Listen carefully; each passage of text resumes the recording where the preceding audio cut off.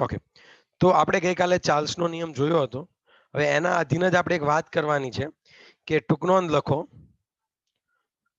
લખો નિરપેક્ષ શૂન્ય તાપમાન. ઓકે, આ શું છે નિરપેક્ષ શૂન્ય તાપમાન? એના વિશે આપણે શું લખવાની છે દીકરાઓ?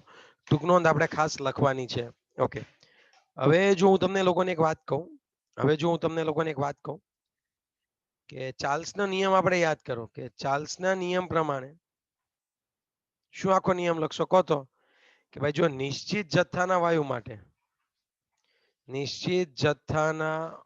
માટે અચળ દબાણે એ વાયુનું કદ એ તેના તાપમાનના શું હોય છે? નિરપેક્ષ તાપમાનના સમપ્રમાણમાં હોય છે. એટલે ગુજરાતીમાં હું શું કહેવા માંગુ છું ખબર?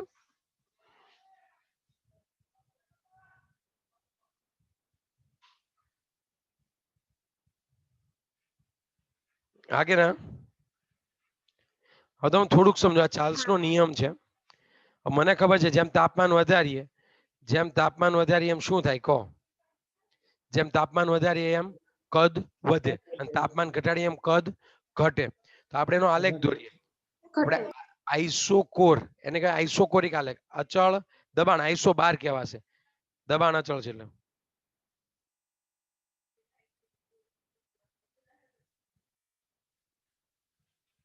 આ રીતનું છે.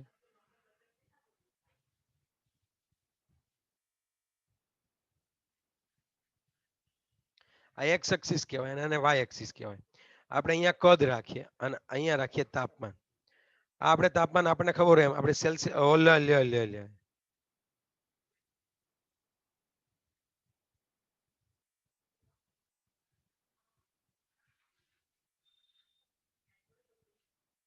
ઓકે,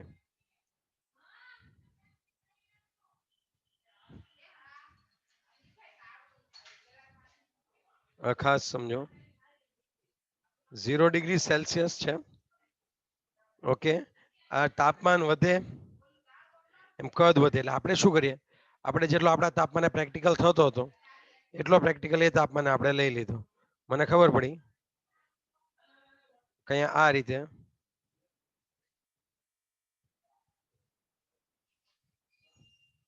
આ રીતનો આપણે શું કરી દઈએ છીએ ગ્રાફ.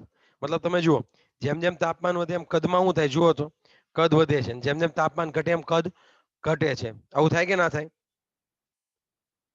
અને આ આલેખને સમભાર કહેવાય. આલેખને કેવો કહેવાય? સમભાર. આ તાપમાન છે એના કદ છે. આ 0 ડિગ્રી સેલ્સિયસ, આ -1 -2 એમ આગળ ધીરે ધીરે આગળ જતું જવાનું માઇનસમાં. બરાબર? તાપમાન કરેલો છે ને ગ્રાફ પેલા ડ્રો કરેલો છે ને? હા. હવે કામ કરીએ. હવે જુઓ, હવે આપણે ધીમે ધીમે આ ગ્રાફને પાછળ લંબાવીએ તો આપણને ખબર પડી જવી જોઈએ કે આ ગ્રાફને લંબાવવામાં આવે તો શૂન્ય કદે બધા આલેખ ભેગા થતા હતા. તમે સમજો, શૂન્ય કદે બધા આલેખ શું થાય છે? અહીંયા આગળ જુઓ તો તમે શૂન્ય કદે બધા આલેખ શું થાય છે કહો તો? ભેગા થાય છે. તો આ P1 P2 P2 આ સંભાર છે. તો આ તાપમાને સૈદ્ધાંતિક રીતે એનું કદ કેટલું કહેવાય? વાયુનું કદ કેટલું કહેવાય? શૂન્ય. અને તાપમાન જોયું ને તો કેટલું આવતું હતું? -273.15 કેલ્વિન તાપમાન લઈ જાઓ તો બધા વાયુનું કદ ઘટતું જાય અને શૂન્ય થઈ જાય. સમજ્યા? હેલો? યસ -273.15 કેલ્વિન તાપમાને વાયુનું જે કદ છે એ એકદમ કેવું થઈ જાય છે દીકરાઓ? કહો તો મને. વાયુનું કદ એકદમ કેવું થઈ જાય છે? શૂન્ય. તો આ જે તાપમાન છે આને આ લોકોએ નિરપેક્ષ શૂન્ય તાપમાન 0 કેલ્વિન કીધું. કેમ કે આનાથી નીચું તાપમાન હવે શક્ય જ નથી. કેમ સાહેબ આનાથી નીચું તાપમાન શક્ય નથી? જો તમે હજી નીચે લઈ જાઓ તો કદ ઋણ થાય. એટલે તમારું કેવું એમ છે આ કદ હોય છેલ્લે કદ 0 થઈ ગયું, પણ હવે કદ ઋણ કદી શક્ય નથી. એકચ્યુઅલી 0 શક્ય નથી અને કદ એકદમ ઋણ પણ શક્ય નથી. આ તો આપણે ડોટ ડોટ લાઈન દોરી. ડોટ ડોટ લાઈન એટલે આ પ્રેક્ટિકલ કર્યા સીધી રેખાથી. આ તૂટક રેખા છે ને એનો મતલબ એવો થાય કે આ તમે પ્રેક્ટિકલ નથી કર્યો પણ તમે આ લાઈનને ખેંચી લીધી છે, બસ બીજું કંઈ નથી. અને ખેંચી લો તો સૈદ્ધાંતિક રીતે કયા તાપમાને કદ શૂન્ય થાય છે?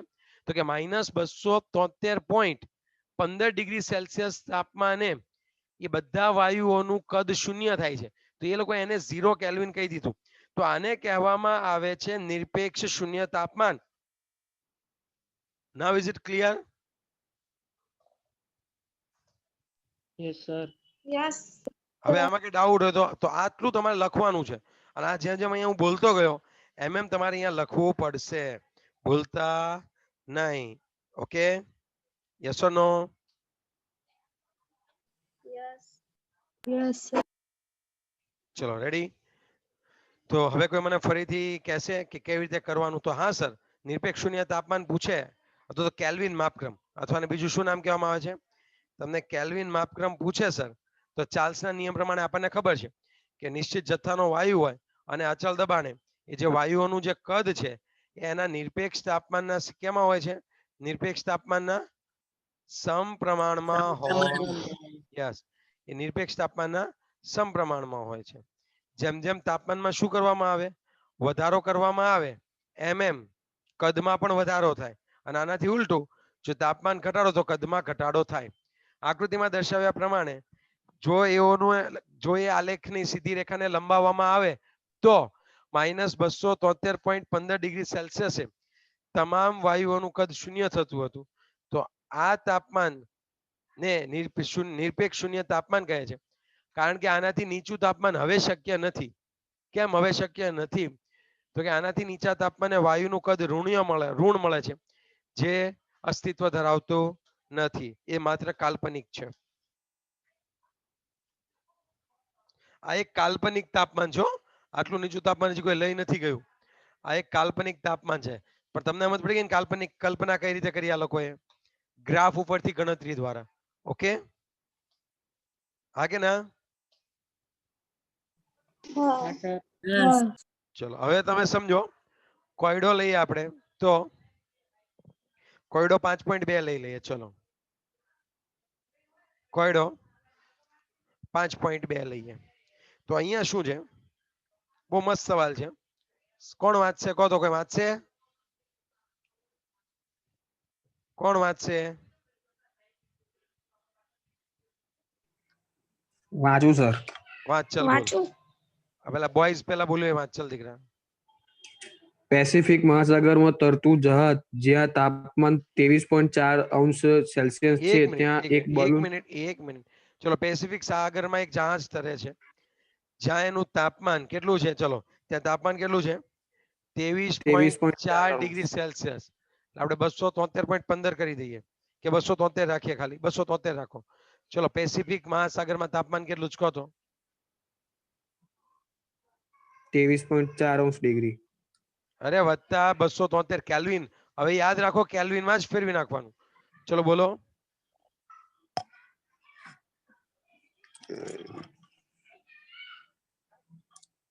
ચલો બોલો જલ્દી. 296.4 કેલ્વિન. 200. 296.4. Very good. 96.4. ઓકે. હવે ચલો, એક પેસિફિક મહાસાગરમાં એક જહાજ તરે છે જ્યાં તાપમાન 296.4 કેલ્વિન છે. હાલો પછી હાલો બોલો આગળ. એક બલૂન 2 લીટર વાયુથી ભરેલ છે. આ જહાજ જ્યારે હિન્દ મહાસાગરમાં પહોંચે છે જ્યાં તાપમાન 26.1 અંશ ડિગ્રી સેલ્સિયસ છે Okay. ત્યાં તેનું કદ કેટલું થશે? હવે આ ક્યાં પહોંચે છે આ જહાજ? હિન્દ મહાસાગર. ચલો, હિન્દ મહાસાગરમાં આ જહાજ પહોંચ્યું ત્યારે ત્યાં તાપમાન કેટલું છે કીધું? 26.1. 26.1. તો 26.1 સેલ્સિયસ વત્તા 273 કરો, કેટલો જવાબ આવે છે? 299.1. 299.1 કેલ્વિન. હવે તમે થોડુંક સમજો કે ત્યારે અહીંયા આગળ આ જે બલૂન હતો એ બલૂનનું કદ હવે થોડુંક વધશે.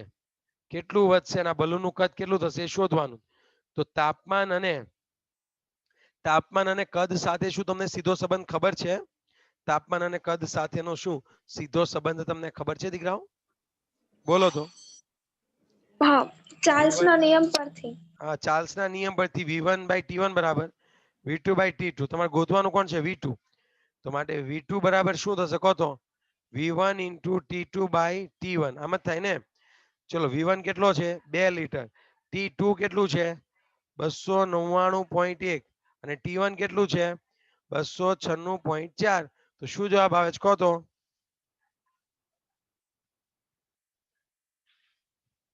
2.018 લીટર. મતલબ હવે અહીંયા કદમાં 2.018 લીટર થશે. થોડુંક એવું તાપમાન વધ્યું તો કદ પણ થોડુંક એવું વધ્યું. જો અહીંયા 2 લીટર હતું, હવે ફુગો કેટલા લીટરનો થઈ ગયો? 2.08 લીટરનો થઈ ગયો. હા કે ના? હા તો આ રીતે આપણે એને સમજાવી શકીએ. Okay, yes or no? Clear? Yes તો તમારે શું કરવાનું હતું? તાપમાન આપેલું છે, કદ શોધવાનું હતું. તો તાપમાન અને કદ વચ્ચે સંબંધ તો ચાર્લ્સે આપેલો. ચાર્લ્સના નિયમનું સૂત્ર. ભૂલ ક્યાં ન થવી જોઈએ? તાપમાન ડિગ્રી સેલ્સિયસ માંથી હંમેશા કેલ્વિનમાં ફેરવાવું જોઈએ. ત્યાં આગળ ભૂલ થવી જોઈએ નહીં. ત્યાં આગળ કોઈ પણ પ્રકારની ભૂલ થવી જોઈએ નહીં. Now is it clear? Yes or no? આગે નાખો તો. Yes yes sir. Okay, next to it. ચલો હવે એના પછીની આપણે વાત કરીએ. તો કઈ વાત છે એના પછીની કહો તો? ગેલ્યુસેકનો નિયમ. ગેલ્યુસેકનો નિયમ. ઓકે, હું એવો ગ્રેડો લખતો હતો. ગેલ્યુસેકનો નિયમ. તમે જોજો ઘણી વખત આપણે ફૂલ હવા ભરેલી હોય ઉનાળામાં, અમુક સમય બાદ ટાયર છે ને ફાટી જશે. ઘણી વખત થોડુંક ટાયર વીક પડે તો પ્રેશરના લીધે તમે હવા ભરતા હો તરત ફાટી જાય. હા કે ના? ઘણી વખત એમ નામ સાયકલ ચલાવતો હોય ને ફાટી જાય છે. આવું થાય છે કે નથી થતું? હા. તો આની પાછળનું એક્ઝેક્ટલી કારણ શું એ હું તમને કહું, તમે સમજજો આની પાછળનું એક્ઝેક્ટ કારણ. કે અહીંયા આગળ તમે લોકો ખાસ સમજો તો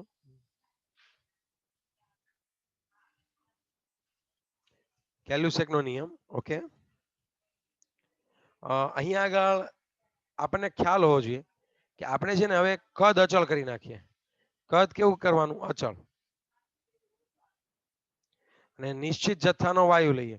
નિશ્ચિત જથ્થો. જથ્થો પણ કેવો રાખવાનો? નિશ્ચિત. તો એના કદ તો અચળ થશે. તો એના દબાણ અને તાપમાન વચ્ચેનો સંબંધ આપણે લઈએ. આ તો બહુ જ તમને ખબર છે. એક ડબ્બો લઈ લો. એક ડબ્બો લઈ લો તમે. ચલો જુઓ, એક તેલનો ડબ્બો છે, આમાં વાયુ ભરેલો છે. તમે તેલના ડબ્બાને એકદમ હવાચુસ ગરમ પેક કરી દો, પછી આને ગરમ કરો. ચલો તમે ગરમ કરશો તો શું થશે કહો?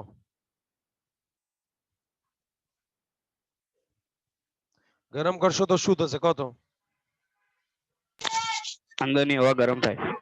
અંદરની હવા ગરમ થાય તો? ચલો અંદરની હવા ગરમ થાય તો ફાટશે. ફાટશે. દબાણ વધે. દબાણ વધશે. મીન્સ તમે જેવું તાપમાન વધારો છો, તમે જો અહીંયા આગળ વધારો છો તાપમાન, તો તમારું દબાણ પણ વધે છે. તો ગેલ્યુસેકનો નિયમ એવો કહે છે કે નિયત કદે નિશ્ચિત જથ્થાના વાયુનું દબાણ એ તેના નિરપેક્ષ તાપમાનના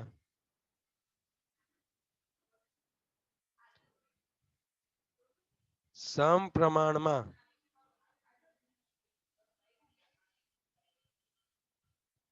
હશે. નિયત તાપમાને નિયત કદે નિશ્ચિત જથ્થાના વાયુનું દબાણ એ તેના નિરપેક્ષ તાપમાનના સમપ્રમાણમાં હોય છે. Is it clear? Yes or no? આગે ના? હા ચલો ડન ને? Yes yes sir. ઓકે, તો હવે હું નેક્સ્ટ પોઈન્ટની વાત કરું તો P ચલે છે T. તો P બરાબર K into T. P by T બરાબર K. તો આમ દબાણ અને તાપમાનનો ગુણોત્તર અચળ છે. ધારો કે બે કન્ડિશન, આપણે દર વખતે એવું કરીએ, ખબર છે ને તમને? આવું સાબિત થાય પછી એવું કરીએ કે ધારો કે એક સમયે દબાણ P1 કદ અને એનું કદ V છે, તાપમાન T1 છે, પરિસ્થિતિ બદલાય, કદ અચળ, દબાણ P2 અને તાપમાન T2 થાય, તો એમની વચ્ચેનો સંબંધ આવી રીતે લખી શકાય. P1 ના છેદમાં T1 બરાબર P2 ના છેદમાં T2. યસ ઓર નો? બધામાં આવું જ યાદ રાખવાનું એમ, એટલે આપણને યાદ રહી જાય. Yes. ઓકે, હવે આનો આલેખ દોરીએ. ચલો આનો આલેખ દોરીએ તો કઈ રીતનો હશે કહો.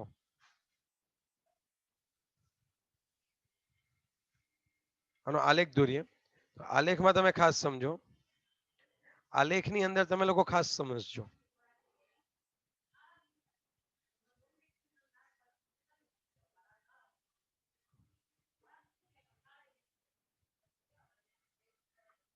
હવે અહીંયા કદ અચળ, બે ડબ્બા લેવાના, એક મોટો ડબ્બો લેવાનો, પછી એના ઉપર દબાણ અને તાપમાનમાં ફેરફાર કરવાનો, અને એક નાનો ડબ્બો લેવાનો, અને એમાં સેમ જથ્થો એટલો જ રાખવાનો, તાપમાન અને દબાણની અસર કરવાની. ઓકે, હવે તમે સમજો આપણે કોના વર્સિસ કોનો આલેખ દોરીએ. અહીંયા દબાણ રાખીએ અને અહીંયા આગળ આપણે તાપમાન રાખીએ. તાપમાન રાખીએ કેલ્વિનમાં. તમે જેમ જેમ તાપમાન વધારો તો દબાણ શું થાય છે? વધે છે. હા કે ના? બીજું, તાપમાન વધારો તો દબાણ વધે. બીજો કદ, કદ અચળ. અને હજુ બી જો તમે તાપમાન વધારો, સોરી, કદ તો અચળ છે સર, V1 V2 V3. તમે તાપમાન વધારો તો દબાણ વધે છે. ઓકે ઓકે ઓકે, સમજી ગયો. પણ આ અચળ કદ રાખવાનું એમ, કે આટલા કદે જ તે, પછી આટલા કદે, એમ આ V1 કદ હોય, પછી V2 કદે પ્રેક્ટિકલ કરવાનું એમ. તો આવા જુદા જુદા વક્ર મળે. ઓકે, હવે મને ખબર નથી પડતી કે આમાંથી, હવે મને એ નથી ખબર પડતી કે આમાંથી કયું કદ વધારે હશે ને કયું કદ ઓછું હશે. શું તમે મને જાણ કરી શકો કે આમાં કોનું કદ વધારે હશે ને કોનું કદ ઓછું હશે? આમાં V1 અને V3 માં કેમ હશે? આ આલેખ કોના માટે હશે ને આ આલેખ કયો મોટા ડબ્બા માટે હશે ને કયો નાના ડબ્બા માટે હશે? વિચારીને કહો તો. આ V1 ને V3 કહો, ચલો વિચારો. એટલું તો ખબર પડી કે તાપમાન વધે તો દબાણ વધે, એ ખબર પડી કે આ જે કર્વ છે આ વક્રને આઈસોકદીય, સમકદીય, આઈસોકોર કે પછી સમકદીય વક્ર કહેવાય. શું કામ કહો તો? કારણ કે એનું કદ અચળ છે. પ્રક્રિયા દરમિયાન શું અચળ છે મને કહો તો? બધાનું કદ કેવું રાખેલું છે આપણે? અચળ રાખેલું છે. હા કે ના? યસ ઓર નો? ચલો પછી કહો બીજું, નેક્સ્ટ.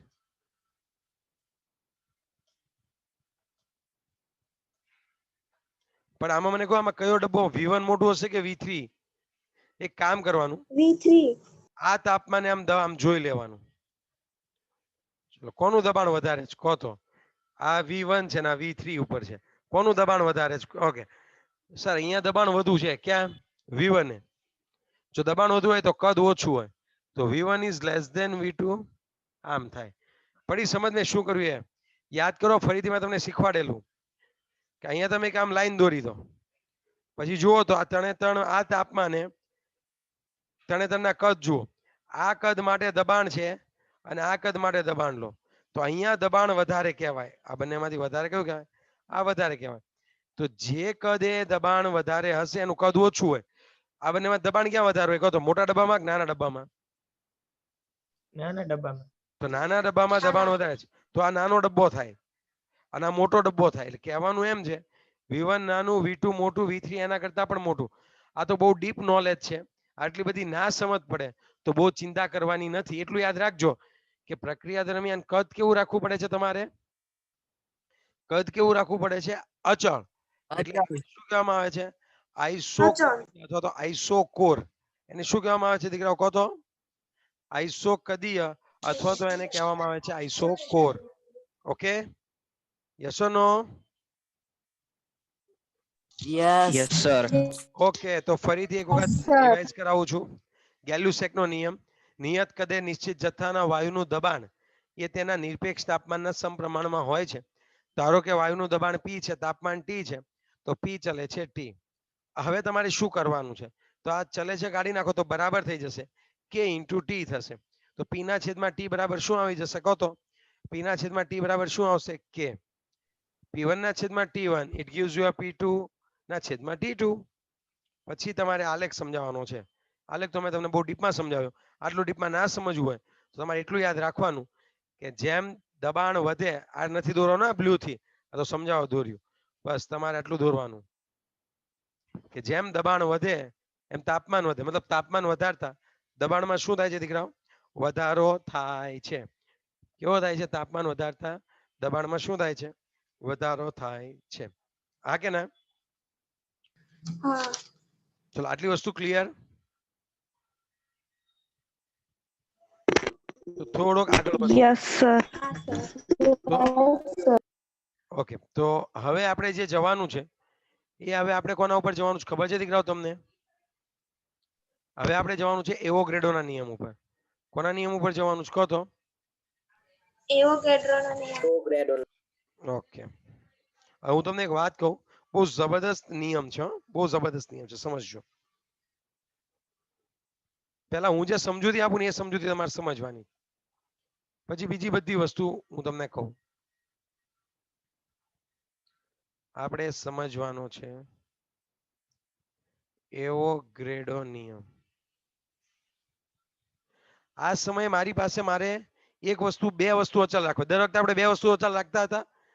જથ્થો અચલ રાખતા હતા, કાં તો તાપમાન રાખીએ, કાં તો દબાણ રાખીએ, કાં તો કદ રાખીએ.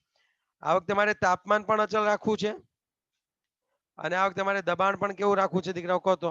અચલ. તાપમાન અને દબાણ મારે બંને અચલ રાખવું છે અને મારે કદ તથા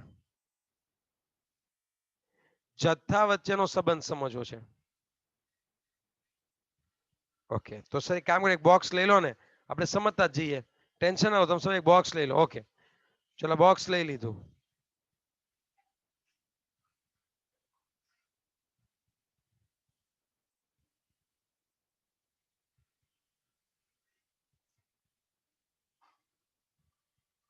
બોક્સમાં મેં વાયુ ભરી દીધો.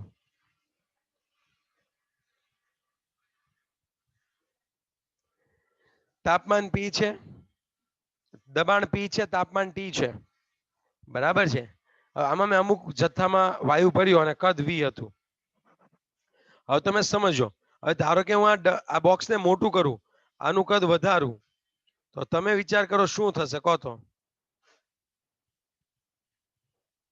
કદ વધારો કર્યો તો દબાણમાં શું થવાનું? ઘટાડો. બોક્સ મેં મોટું કરી નાખ્યું, તો પહેલા વાયુ હતા એટલા વાયુ જ હતા, તો કદ વધતા દબાણ ઘટે છે. પણ હે સર, દબાણ શું કામ ને ઘટાડો છો? આપણે દબાણ નથી ઘટાડવાનું.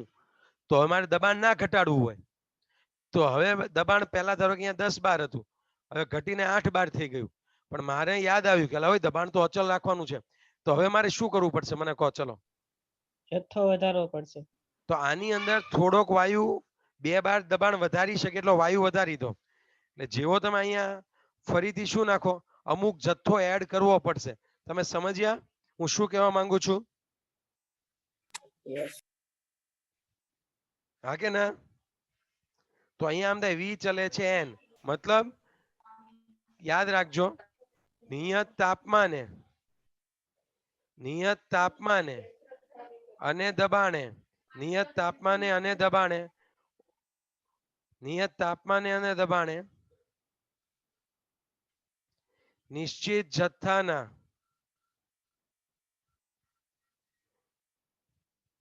વાયુનું કદ, હા સોરી પાછું જથ્થો ક્યાં નિશ્ચિત લખ્યો? નિયત દબાણે અને તાપમાને વાયુનું કદ તે વાયુના જથ્થાના સમપ્રમાણમાં હોય છે. V ચલે છે N. V ચલે છે. સમજ પડી તમને? કદ વધારો તો જથ્થો વધારવો પડ્યો.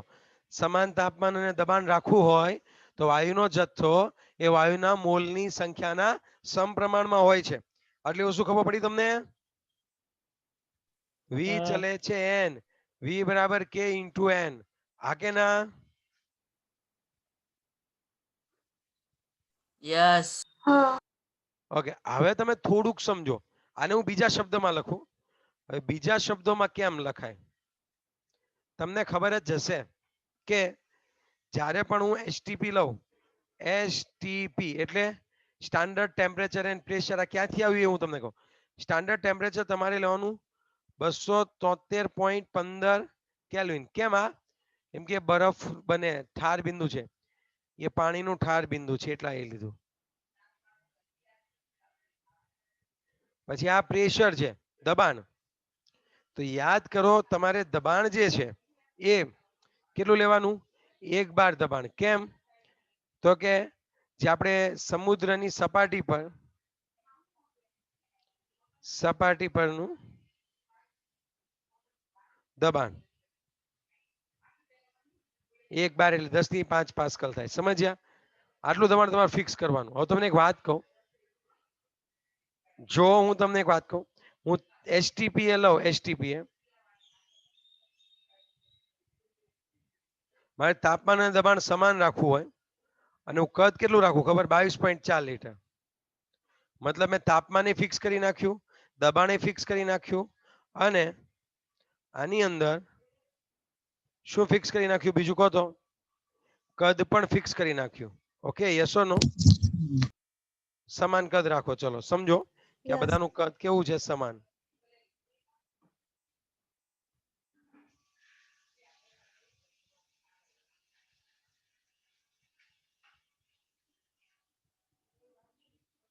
ઓકે, કદ પણ હું સમાન કરી દઉં. હવે તમે સમજો તો તાપમાન, દબાણ અને જથ્થો. હવે તું જથ્થો લઈ લો, 1 મોલ જથ્થો લઈ લઈએ તો આમાં 1 મોલ જ જથ્થો હશે. જો તમારે તાપમાન કેટલું રાખવું હોય? 273.15, દબાણ 1 બાર રાખો અને કદ કેટલું રાખો? 22.4 લીટર. તો આમાં હંમેશા કેટલા ગ્રામ હશે? H2, એના અણુભાર જેટલું હોય 2 ગ્રામ H2 હશે. અને ધારો કે N2 હોય તો, O2 હોય તો 32 ગ્રામ O2 હશે. ધારો કે અહીંયા ત્રીજો સેમ કદ હોય તો આપણે એવું રાખીએ કે 28 ગ્રામ N2 રાખીએ. પણ તમને એક વાત કહું, આ તમામની અંદર અણુઓની સંખ્યા કેટલી હશે? અણુઓની સંખ્યા યાદ રાખજો, પરમાણુની વાત નથી કરતો. 6.0.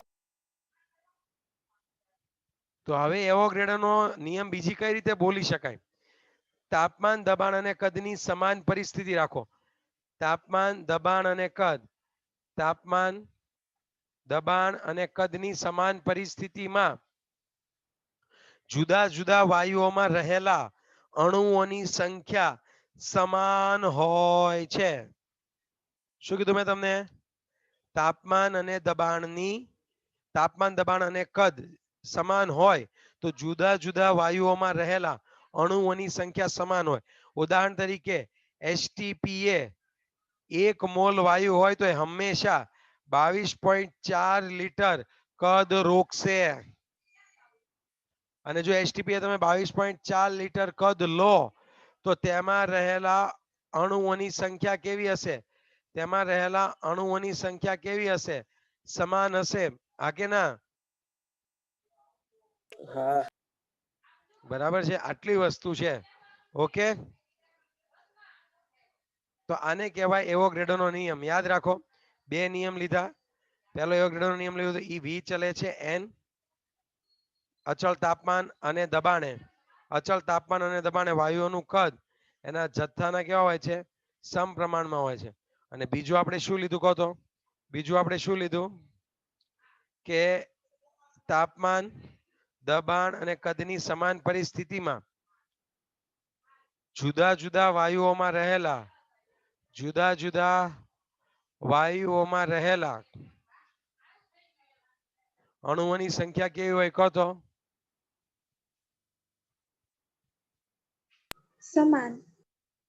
સમાન હોય છે. Is it clear? Yes or no? Yes, sir. Okay, તો આમાં કોઈને કઈ ડાઉટ હોય એવોગાડ્રોના નિયમમાં તો પૂછી શકો છો. એક વખત એવો સવાલ પૂછાણો હતો કે સમાન તાપમાન અને દબાણે 2 લીટર કદના પાત્રમાં રહેલા, શું કીધું? સમાન તાપમાન અને દબાણે 2 લીટર કદના પાત્રમાં રહેલા નીચેના અણુઓની સંખ્યા જણાવો.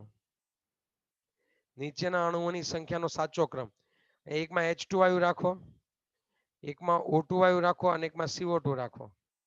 તો હંમેશા યાદ રાખો V હવે અહીંયા જે છે અણુઓની સંખ્યા NH2 બરાબર NO2 બરાબર NCO2 થાય. તને તનના અણુઓની સંખ્યા સમાન હોય, પણ અણુની જગ્યાએ હું સવાલ ચેન્જ કરું, અણુઓની જગ્યાએ હું પરમાણુ લખી દઉં તો તમે શું વિચારશો? આ તને તનના અણુઓ સમાન છે તો કોના પરમાણુ વધારે હશે કહો તો? CO2. CO2 ના. કેમ? CO2 ના એક અણુમાં 3 પરમાણુ છે, આ બંનેના એક અણુમાં 2 પરમાણુ. તો પરમાણુની જ્યારે વાત કરીએ તો ઓક્સિજનના પરમાણુ અને હાઇડ્રોજનના પરમાણુ સમાન હશે, પણ CO2 માં પરમાણુની સંખ્યા વધારે હશે, કારણ કે અહીંયા આગળ કોણ છે કહો તો? CO2 છે. હા કે ના? આટલું છે. હા. ચલો, આની સિવાય તમને કોઈ ડાઉટ હોય તો તમે મને પૂછી શકો છો. કહો.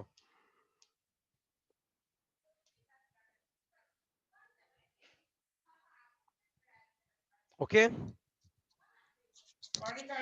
હા ઓકે. આજે જ્યાં ડિસ્ટર્બન્સ થતું હોય મ્યુટ રહેવાનું દીકરા પાટેલ. મેં તમને લોકોને શું શીખવાડ્યું? શું કીધું મેં તમને લોકોને? કે અહીંયા આગળ આ અણુઓ જે છે એની સંખ્યા સમાન છે, પણ પરમાણુની સમાન ન થાય. પરમાણુમાં જોવું પડે કયું છે.